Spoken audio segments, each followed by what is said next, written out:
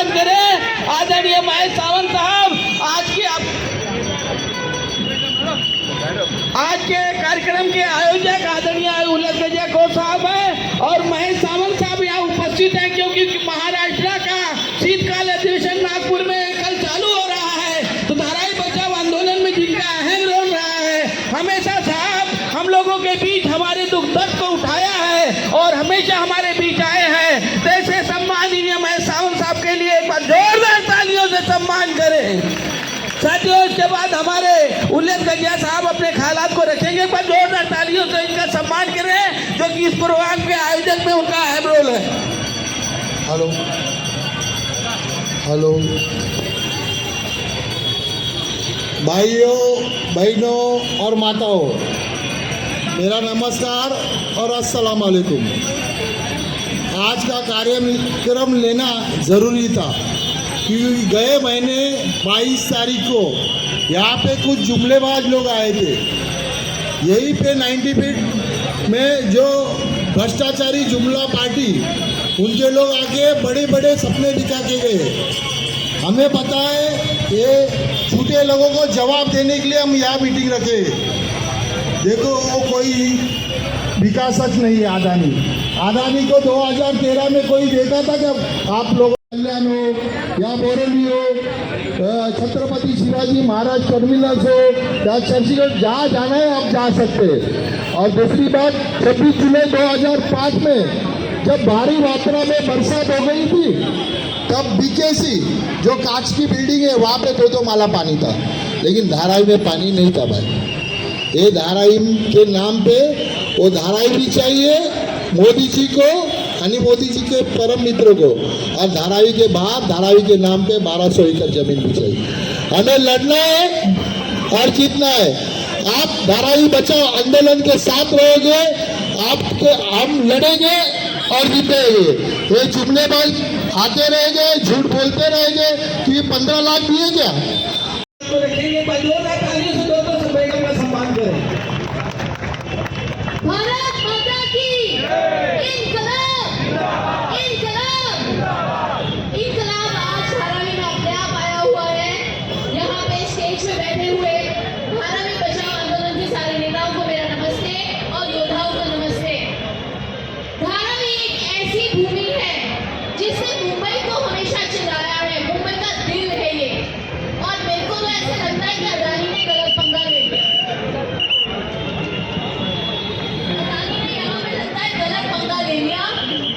आज ऐसा राज चल रहा है इस देश में कि असुर अपने आप को देवा भाव बोलते हैं।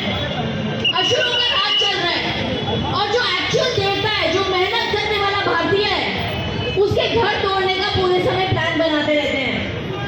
विनाश काल आ चुका है इस देश पे। आज आपने सुना गोवा में एक आग लगी, भीषण आग लगी, 25 लोग मर गए। हर रोज हम सुनते हैं कहीं पे ब्रिज गिर गया।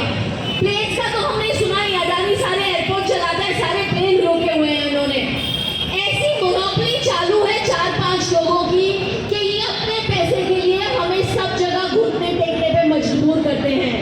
लेकिन हमें यकीन है धारावी बचाओ आंदोलन इतना ताकतवर है कि यहाँ पे गौतम अडानी खुद घुटने टेकेगा। मुझे इस बात का पूरा यकीन है।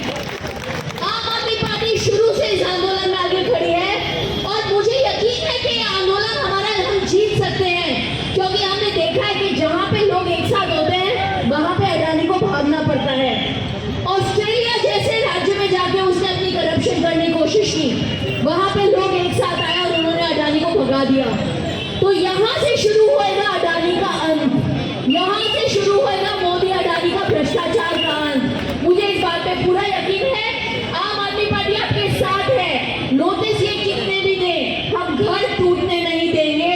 हम सारे बुलडोजर्स के सामने एक साथ खड़े रहेंगे जब तक सबको अपना हक न मिले। आप सबका बहुत बहुत धन्यवाद। मंच में बैठे हुए सारे नेता हैं, आपको भी अंशोल मिलकर एक ऐसा प्लान देंगे जिससे हम पूरे साथ मिलके सबको, किसी को भी एक भी जन को अपात्र नहीं होने देंगे। जय हिंद, जय महाराष्ट्र। धन्यवाद मुंबई अध्यक्षा बहन प्रीति जी। साथियों, मैं ऐसे शख्सियत को आमंत्रित करने जा रहा हूँ, क्योंकि हम सभी को मजबूत भिड़ंत के साथ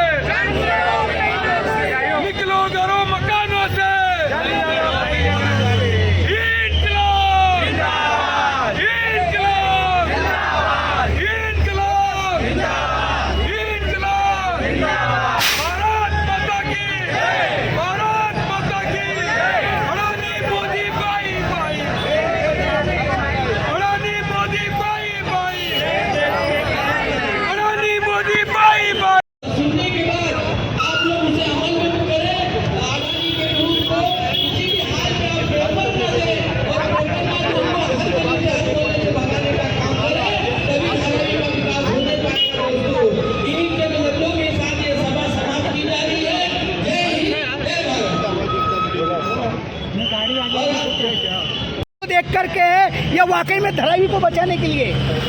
ये धारावी कर लोगों का ही आवाज है। आम आदमी पार्टी के सबसे ज्यादा कार्यकर्ता धारावी से हैं।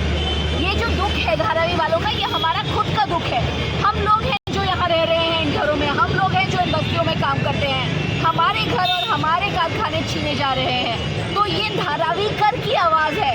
आम आदमी पार्टी हमेशा से इस आंदोलन में आगे रही है, क्योंकि यहाँ पे पॉल जैसे नेता और हमारे इतने सारे कार्यकर्ता रहते हैं जिनकी ये पीड़ा है कि जो लोगों ने मुंबई बनाने के लिए अपने जीवन, उनके माँ बाप ने अपने जीवन गंवा दिए, उन लोगों से उनका हक छीना जा रहा है। हम चाहते हैं डेवलपमेंट, लेकिन डेवलपमेंट में क्या धारावी कर लोगों का हक नहीं है? मुंबई का लोगों का हक नहीं है? ये बड़े बड़े टावर बनाएंगे और इंटरनेशनल लोगों को बेचेंगे, देश विदेश के लोगों को बेचेंगे, हमारे घरों का क्या? इसीलिए आम आदमी पार्टी और हमारी धारावी की टीम इस आंदोलन में हमेशा से खड़ी है। और आपको पता है यहाँ संजय सिंह आए हैं, उन्होंने इस बारे में प्रेस कॉन्फ्रेंस की है। राज्यसभा में हमारे खासदार संजय सिंह ने इशू उठाया है और वो इस इशू में बिल्कुल हमारे साथ है। पार्टी की पूरी ताकत अरविंद केजरीवाल से लेकर हमारे एक एक कार्यकर्ता तक धारावी बचाने। प्रीति मेनन जी, लोकसभा के अंदर धारावी को लेकर के तमाम नेताओं ने जो रिलेटेड आवाज तो उठाई, मगर उसका रिजल्ट 0/0 है। जो नेता आवाज़ उठाते हैं उनकी अपनी अपनी मजबूरियां हैं, उनकी पार्टी से उनके कोalition है, उनके घर अडानी आते जाते हैं, उनके साथ खाना पीने का रिश्ता होगा। आम आदमी, लेकिन आम आदमी के साथ आम आदमी पार्टी के घर ना अडानी आता है, ना हमारे घर में उनको कभी दरवाज़ा खुलेगा।